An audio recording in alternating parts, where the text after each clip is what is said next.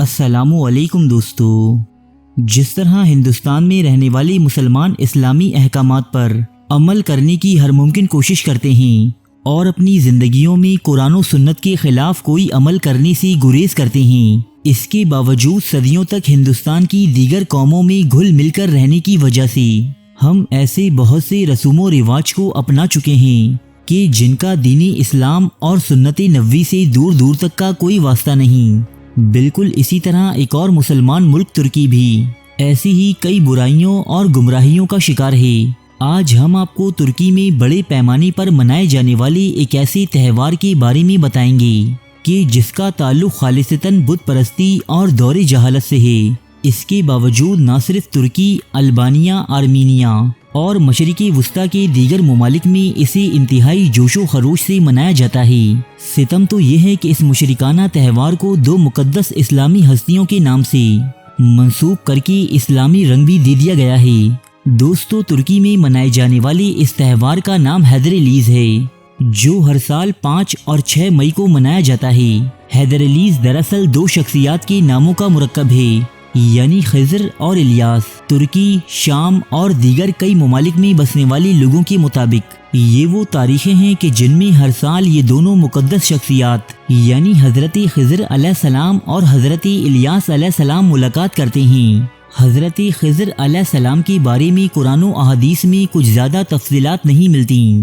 مختلف علماء ان کے بارے میں مختلف موقف رکھتے ہیں۔ بعض کے نزدیک یہ اللہ کے ایک نبی تھے، تو بعض اسکالرز انہیں اللہ کا ایک ولی قرار دیتے ہیں جو حکمت و عرفان کی نعمت سے مالا مال تھے۔ بہت سے مورخین کے مطابق حضرت خضر علیہ السلام زمان و مکان یعنی ٹائم اور اسپیس کی قید سے آزاد ایک شخصیت ہیں جو ہر زمانے اور ہر مقام تک رسائی رکھتے ہیں۔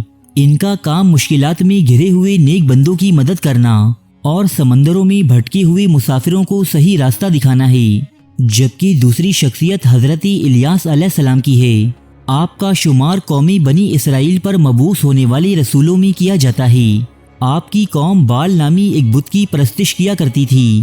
حضرت الیاس علیہ السلام نے انہیں بت پرستی اور دیگر گناہوں سے روکا اور انہیں ایک خدا کی پرستش کرنے کی ترغیب دی۔ خدائے وحدہ لا شریک کی وحدانیت ثابت کرنے کے لیے انہیں بہت سے معجزے بھی دکھائے، لیکن یہ قوم بت پرستی سے باز نہ آئی، بلکہ یہ مشرکین حضرت الیاس علیہ السلام کے قتل پر آمادہ ہو گئی۔ تب اللہ تعالیٰ نے اس قوم پر عذاب مسلط کیا اور حضرت الیاس علیہ السلام کو اپنے پاس بلا لیا۔ آج یہودیوں اور مسلمانوں دونوں ہی اقوام کا یہ عقیدہ ہے کہ آپ ہمیشہ زندہ رہیں گے اور آپ کا کام خشکی پر بھٹکے ہوئے لوگوں کی رہنمائی کرنا ہے۔ ترک عوام کے مطابق 5 مئی کی رات اور 6 مئی کے دن خشکی اور تری کی یہ دونوں رہنما شخصیات ایک دوسرے سے ملتی ہیں، اور اسی خوشی میں ترکی، روس، شام اور مشرق وسطیٰ میں بسنے والے دیگر مسلمان حیدر علیز نامی یہ تہوار مناتے ہیں۔ اس تہوار میں قدیم پیگنزم کی مانند ایک مقدس آگ جلا کر اس کے گرد رقص کیا جاتا ہے۔ اس آگ پر سے کود کر اپنی منتیں اور مرادیں طلب کی جاتی ہیں۔ حیدر علیز کے دن یہ لوگ اپنے در و دیوار اور باغیچوں کو صاف کرتے ہیں، دمبے کا گوشت پکا کر ایک دوسرے کی دعوت کرتے ہیں، جبکہ اس دن سے منسوب کچھ خاص مشروبات جن میں خمیر زدہ دودھ بھی شامل ہے ایک دوسرے کو پیتے اور پلاتے ہیں۔ اس کے علاوہ یہ دن نئے تعلقات بنانے اور شادی بیاہ کی رسومات کے لیے بھی نہایت افضل مانا جاتا ہے۔ ملک شام کی جہاں مسلمانوں کی آبادی 90% کے لگ بھگ ہے، یہاں بھی یہ تہوار نہایت ہی پرجوش طریقے سے منایا جاتا ہے، جسے یہ لوگ عید الخضر کے نام سے پکارتے ہیں۔ جبکہ مشرق وسطیٰ کے دیگر ممالک میں بھی یہ تہوار بڑے پیمانے پر منایا جاتا ہے، لیکن دوستو، انتہائی افسوسناک حقیقت یہ ہے کہ اس تہوار کا دین اسلام یا سنت نبوی سے دور دور تک کا کوئی واسطہ نہیں، بلکہ یہ ایک خالص مشرکانہ تہوار ہے جو اس خطے میں پچھلے ہزاروں سال سے منایا جاتا رہا ہے۔ وقت کے ساتھ ساتھ اس تہوار کے نام بدلتے رہے، لیکن اس روز ادا کی جانے والی خاص رسومات اور تقریبات ہزاروں برس پرانی ہیں۔ اس تہوار کی جڑیں ہزاروں برس پرانے ایک قدیم منگول اور ترک تہوار سے جا ملتی ہیں، جو یہ لوگ ہر سال موسم بہار کی آمد پر منایا کرتے تھے۔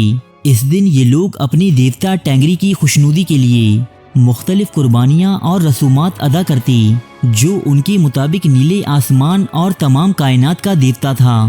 بعد ازاں اس خطے میں مسیحیت کے فروغ اور قدیم بت پرست مذاہب کے خاتمے کے بعد یہ تہوار مسیحیت کے ایک بزرگ سینٹ جارج کے نام سے منسوب کر دیا گیا۔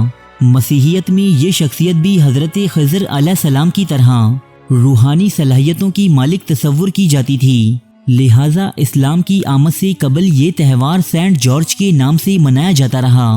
پھر جب اس خطے میں اسلام پھیلا، ترک اور منگول قبائل حلقۂ اسلام میں داخل ہوتی گئی، تب یہ مشہور تہوار حضرت خضر اور حضرت الیاس علیہ السلام سے منسوب کر دیا گیا، اور آج سینکڑوں برس بعد بھی اس خطے کے لوگ ہر سال مختلف شہروں اور قصبوں میں یہ تہوار منعقد کرتے ہیں اور اسے ایک اسلامی تہوار سمجھ کر ہر سال انتہائی جوش و خروش سے مناتے ہیں۔ لیکن افسوس کہ یہ لوگ دو برگزیدہ ہستیوں کے نام پر ایک مشرکانہ تہوار کے فروغ میں مشغول ہیں۔